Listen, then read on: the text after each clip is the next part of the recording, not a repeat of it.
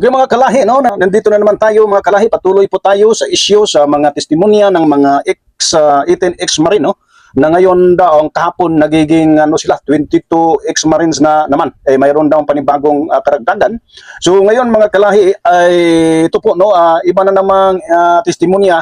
Kasi mapansin natin dito mga kalahi, ang ginawa nila kahapong pulong-pulong doon po sa tinatawag double gym sa garden, no? Isang yan, parang kung may event, parang inuupahan nila, no, ang lugar na yan. Yung pulong-pulong nila doon mga kalahi, ito pong mga ex-marines ay may kanya-kanya silang assignment na sila po'y magsalita individual, tapos may sila, no, mag-explain sila sa mga bawat picture na i-display, no, or piniplay nila itong picture sa malalaking screen sa nila, no, sa event nila. Now ngayon mga kalahi, dako na po tayo dito po sa kay kang Turi, no, dahil ang si Turi daw ay pinagbintangan na si Turi ay nililigawan daw ang grupo ng mga ex-marines para daw tumigil at hindi daw magsalita patungkol sa mga testimonya or sa nalalaman daw ni Gutisa, no? O dito mga kalahi, mayroon pong picture na ipinapakita, tapos may kanya-kanyang explanation or may nag-i-explain po dito, no. Ito po mga kalahi, atin pong panoorin muna bago natin ipagpatuloy ang atin pong komento, no. Kasi nasa punto komentaryo po tayo sa kalahing saban. Now, panoorin at pakinggan natin na maigi ang testimonya ng isang ex-marine.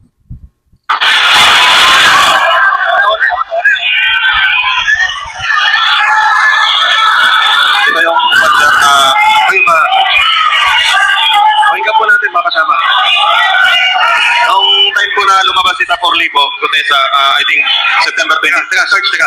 Wait lang po para malinaw na batik natin. Sarge, sige, go ahead. Ito po yung time na yung lumabas na po si Taporli Gutesa, September 25, 2025. Inumpisahan na kaming 24. Inumpisahan na po kaming kausapin ni General Torre po para bigyan po ng mga offer po, katulad po ng cellphone po. Ito po yung cellphone na nakuha ko. Tapos binigyan rin po kami ng 50,000 po para kapalit po doon sa affidavit na magpapatunay po na papasinungalingan namin yung mga pahayag po ni Taporli Gutesa po. Bali yung 50,000 bayad po sa amin for disturbance fee po na sinasabi nila. Niya po. Yan po yung patunay na pumunta po kami sa Raffles, doon po sa office niya. Sa Raffles? Matabi po. Office ni General Torre o ni Saldico? Unit po ni boss, ginagawa niya pong office po. Kasi nandun rin po yung sekretary niya po, si Analisa Gaspar po. Secretary Nino? Ni General Torre po. So nag-o-office siya sa unit ni Congressman Saldico?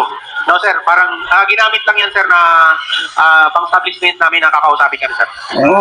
Sinalo sa isang kasama, sinalo. Akala namin, sila pa ni dating speaker at si Boss Aldi. Yung pala, ginagapang na pala sir.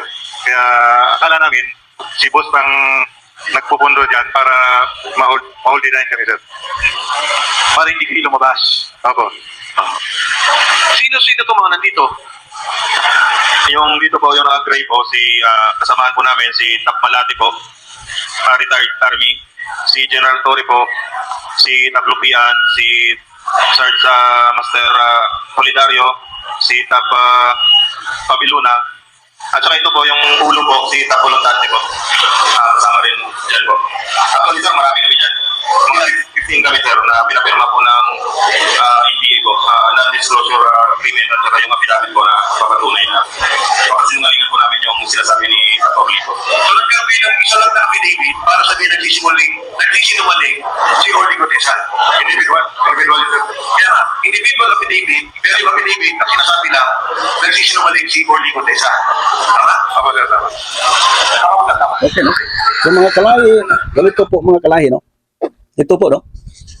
Sila daw ang pumupunta sa office, so yung opisina ni General Torre, no? Mahirap namang sabihin mga kalahi na si General Torre daw ay naliligaw sa kanila para daw papasinungalingan ang mga testimonya o sinasabi ni Gutesa doon po sa Blue Ribbon Committee. Ang nangyari mga kalahi, kung sila po'y nililigawan, dapat sana si Turi po ang pumupunta sa kanila. Kumbaga kung maaari sa isang lugar, no, or sa isang hotel ba kaya, no? Kaya mga kalahi, mapaisip po tayo, gaano ba ito katotoo? Kasi ito po si Turi talaga.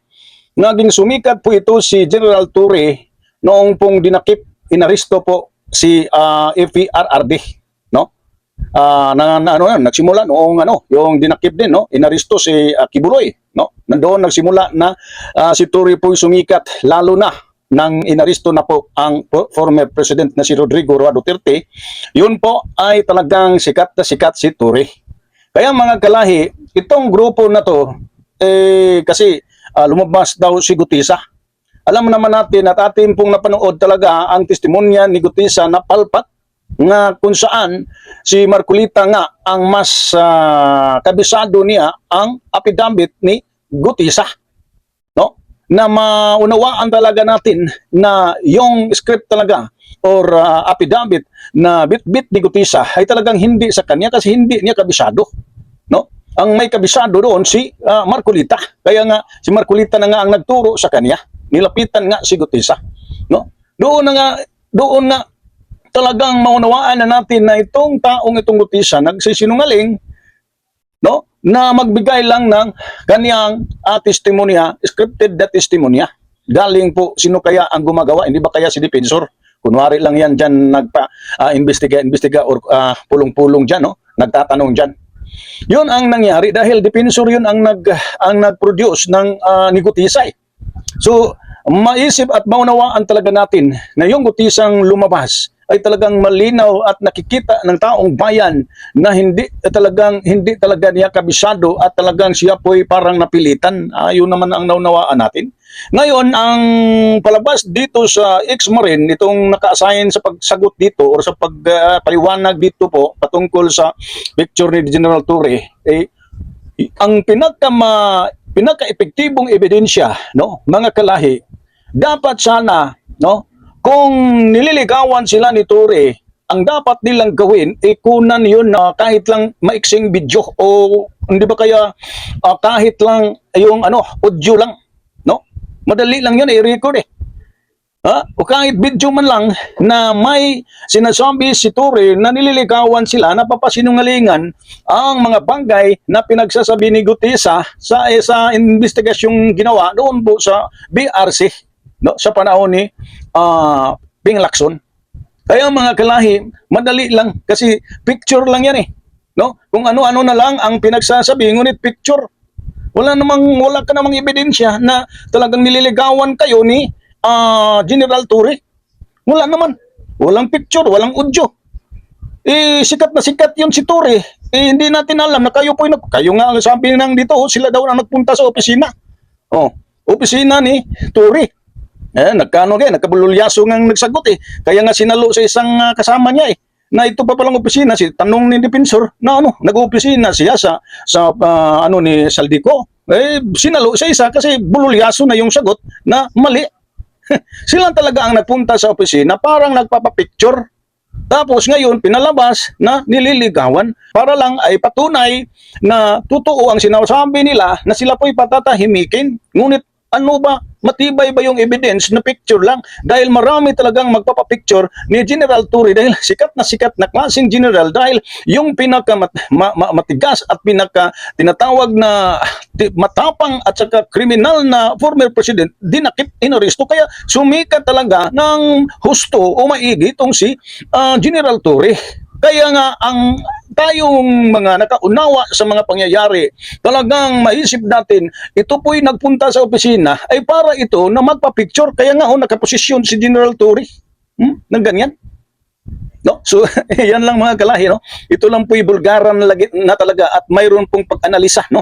Kailangan analyzation po natin dito. Hindi pwede picture lang na tapos nagbibigay ka ng pahayag dyan na wala namang katotohanan, nagbibigay ka ng mga hirsi-hirsi dyan. Kailangan ipakita mo, iparinig mo kung yun talaga ang panliligaw na sinasabi ni General Torre. Pag hindi kayo makaproduce yan, talagang gawa-gawa, no?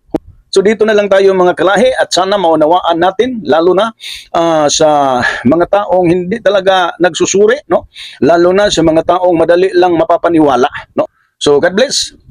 At sana, no, tayo po'y sumunod at tayo po'y magkaroon ng takot sa gobyerno at sumunod po tayo sa gobyerno dahil ito po ang kalooban ng Diyos, ang pag-obey the government dahil ito po'y atatag ng Diyos.